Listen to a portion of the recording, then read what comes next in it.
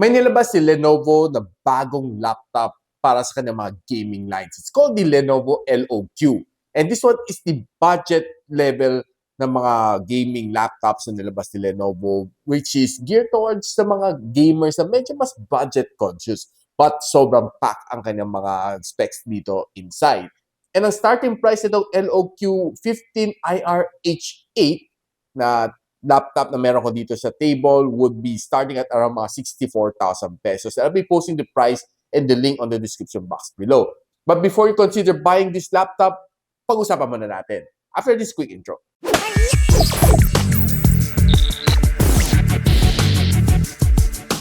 Hi guys, I'm Pastor Richmond, the Gadget Sidekick, and welcome back to my channel. So this is the Lenovo LOQ na 15IR-H8. And ang configuration nito laptop na meron natin, which is the highest variant among them all, which comes together with the Intel Core i7 na 13620H. Ang GPU na kasama nito is the RTX 4060 na 8 gigs of RAM na DDR5, 16 gigs of RAM and a 512 gigs of storage. And this one has a 3 years of premium care ni Lenovo. And color na meron ko dito is the Onyx Gray. So what I like about the laptop na ito is ang ganda ng kanyang keyboard, no? It's a full-size keyboard na which for me, very gentle siya sa aking kamay. And I love the way it is, and especially magta-type ako dito, very ergonomic. And hindi siya maingay dahil hindi naman siya mechanical keyboard. And it has several RGB modes na pwede mo pagpilian, which definitely is cool. And ang touchpad na dito is very generous. This one is a buttonless na Mylar Surface multi-touch na touchpad, which for me, very responsive siya on every gesture na nagawa ko dito. For me, it's probably one of the better na touchpad na nagamit ko on any gaming laptop ever. And on top, makita natin, nandito ang kanyang power button. And nandito, kita natin is the Intel Core i7 na sticker together with the NVIDIA GeForce RTX, which sa loob is a 4060 on the latest ni NVIDIA na more geared towards budget na gaming. And we have a QR code dito for e-support. So on top dito, andyan ang kanyang web camera, which itatry natin later kung malinaw. So ang sides naman niya is good and almost bezel-less naman. Not too thin naman, but for me, it's quite ample enough naman. And ang display na meron natin dito is a 15.6-inch na WQHD ang display. This one is a IPS na LCD and ang kanyang maximum brightness is at 350 nits. And it's also sRGB. Then together with it is a 165 Hz of screen refresh rate na nagsusupport NVIDIA G-Sync. Now, this is the default charging brick na kasama dito sa package ito. And you'll be needing a adapter if you're using it here in the Philippines. And this one is connecting directly sa likod ng laptop.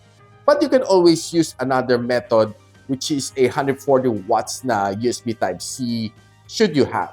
Pakita ko sa inyo later kung saan may kakabit. Quick tour ko lang kayo dito sa laptop na ito. So on the side, we have your audio jack. And nandito ang USB Type-C port na sinasabi ko, which can support up to 140 watts na power adapter na pwede ka mag-charge using this port, no? Instead na using the power brick na kasama. And this is the exhaust. And nandito sa likod, kita natin lahat ng ports na probably you need in order to game properly. Nandito sa likod is dalawang USB na 3.2 na Gen 2 together with a Ethernet port, HDMI port, and dito yung nagpa-power in. And dito is both are exhaust. On the other side, we can see it's also the exhaust. This one is a USB 3.2 na Gen 1 and ito is a camera button switch. Switch on and switch off ng camera. Kita natin dito sa likod, it's very big ang kanyang exhaust, no? So para better ang heat dissipation dito sa likod, ginawa ni Lenovo dito, no? A lot bigger para mabilis ang intake, mabilis din ang exhaust dito, no? To give it a better cooling system para sa ng gaming needs. And we can see dito ang speaker grills niya. And this one is being powered by Nahimic. We have dito sa side is stereo speakers. One on the left and one on the right. This one is a 2 watts na, dalawang 2 watts na Nahimic gaming audio. So one of the good things dito is ang sarap hawakan niya, no? So medyo a little bit of scratch resistant naman siya and matte finish, so hindi siya masyadong fingerprint magnet. And dito sa edge niya is soft edge ang kanyang design. So hindi siya makanto. So okay. So one of the things na gusto ko sa kanya, no, hindi siya mukhang masyadong gaming na laptop. It's more of a pang everyday casual na laptop na pwede mong dalhin sa office, pwede mong gamitin sa work, and you can also use this as your daily driver for online schooling. At the side, pwede ka rin mag-gaming pag downtime ka, of course. So meron siyang program dito na tawag na dito is the Lenovo na Vantage. And everything na kailangan mo, makokontrol mo in this app. Makita mo dito ang CPU usage mo, ang storage usage mo. Then, together on the side, you can select your thermal mode kung gusto mo maging balance, quiet, or performance mode. Just simply put it to performance mode since this is a gaming laptop. Then, pwede mo i-calibrate dito kung gusto mo i-overclock ang yung GPU, yung network boost, mga auto-close, no? Then, some other stuff dito like touchpad lock and overdrive. Then, some quick settings dito, rapid charging. And ang promise dito ni Lenovo that you can charge 80% of battery in just 60 minutes. For me, quite fast na siya. And this one has a 60 watt-hours na battery capacity, by the way. Now, ang dami mong pwedeng kalikutin din dito sa side na ito. You can turn on your nahimik na audio para mas enhance yung music tripping dito sa laptop na ito. You can do some hardware scanning should you like. You can calibrate some of your device settings dito like display and camera, input and accessories, some advanced settings. So, pwede mong kalikutin din dito. Better resolution dito. Pwede mo i-turn on para mas magandang yung mga napapanood na video dito. No? Medyo mas enhance siya. You can also set your smart noise cancelling dito para sa inyong microphone para pang may kausap kayo. Hindi masyadong maingay from your background. You can set yung mga power mode dito. I-calibrate mo siya according sa yung usage para mas ma-efficient ang battery ninyo. You can select your macro key. You can set your macro key dito para magamit mo during gaming. And pwede mo rin i-change ang spectrum ng ilaw mo dito. You can turn it off. One is yung flowing. Ang 2 is naka-steady. And 3 is all blue. Pwede mo rin customize according sa gusto ninyo.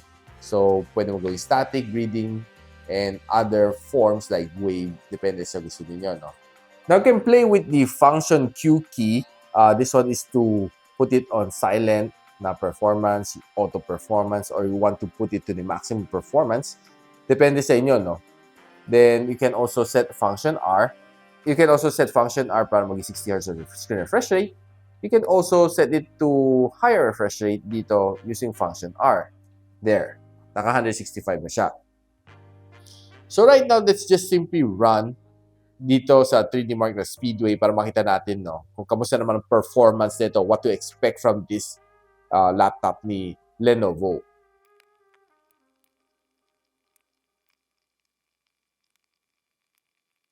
Okay, so tingnan lang natin ang result niya dito.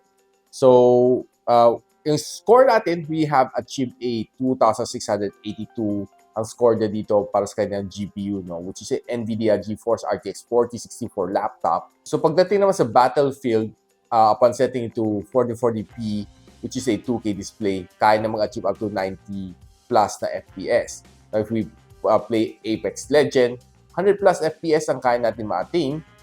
GTA 5, 60 na FPS. Red Dead Redemption, this is a more graphical intense, 35 FPS ang kaya natin ma-achieve. And Fortnite, kaya natin ma-achieve na 55 na FPS. Ang hottest na na-achieve na dito para sa GPU upon running and test, no, is 77 na degrees Celsius. And if we look at your CPU's temperature, pinaka-peak na is at around 70 na Celsius. So makita natin ang GPU load is minax out niya to 100 para matest niya ng 100% ang kanyang performance, no, ng GPU. So right now, i-run lang natin quickly itong CPU profile para makita natin ang performance na kaya niya bigay sa atin.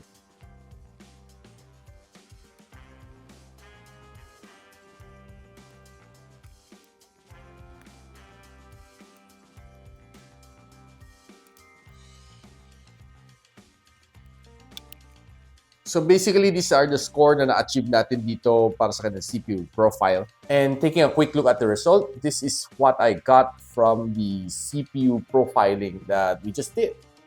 So right now, sasagarin ko ang kanyang volume. Pakinggan lang natin kung gaano kalakas ang kanyang sound.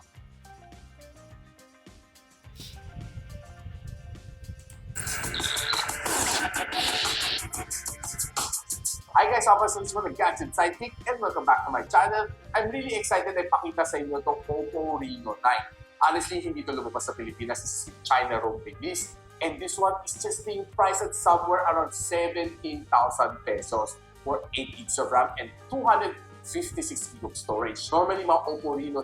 Ayan guys, napakinggan na natin yung sounds and the volume is quite okay. Hindi naman siya sobrang lakas, but for me, okay, good enough for viewing YouTube, Netflix dito sa laptop na ito.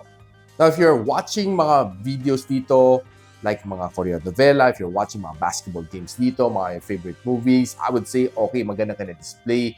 And the 165Hz of screen refresh rate is definitely good. And especially if you're browsing through social media, mas feel mo parang mas smoother ang experience compared sa mga ordinary laptop na meron just 60Hz of screen refresh rate. And ang kanyang 350 nits definitely is a little bit brighter as compared sa ibang laptop, which for me is very much welcome, especially when you're doing your edits dito sa laptop na ito. Now, if you're watching mga dark scenes dito, like Batman versus Superman or mga vampire na movies, I would say the black is blacker and magandang ganyang pagka-black dito. And for me, mas enjoy a movie dito if you're watching binge watch ka dito ng mga movies, mga marathon ka dito ng mga Korean novela o mga duty after school na medyo dark scene. I would say na okay ang kanyang pagka-black dito. And black is blacker. Definitely that I would say. Watching mga NBA games dito, I would say ang ganda rin ng kanyang viewing angle dito. Dahil wide ang kanya, 16:9 ang kanyang screen ratio. And for me, watching basketball game is enjoyable dito sa laptop na ito.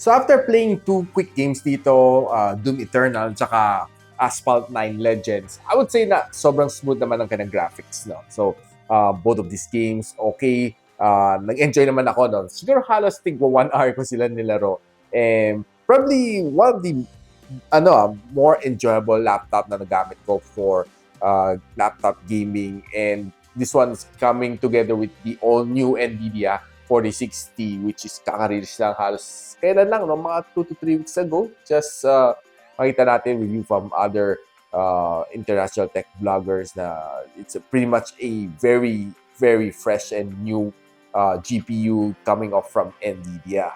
And, well, what can I say about this laptop? Well, it's a little bit heavy if you ask me, though the size is quite big enough and okay naman kanyang screen.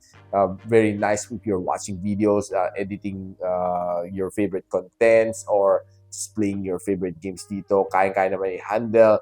And yeah, I did try Red Dead Redemption then for a quick 20 minutes just to try it. Okay din naman siya, no? It can give me at around mga 32 to 33 FPS, and I would say na okay, kaya naman na i-handle itong laptop na ito kahit si Red Dead Redemption, which is a more graphical intense na game. For me, definitely this one is a more budget-friendly na gaming laptop from Lenovo. This one starts at around 64,000 pesos. I'll be linking everything on the description box below. So guys, if you like this video, don't forget to like, subscribe, and of course, hit nyo na yung bell icon para di mo miss mga future uploads here on my channel. And so, ako pala si Richmond, and you're watching Gadget Sidekick. What's up? Like and subscribe to my channel.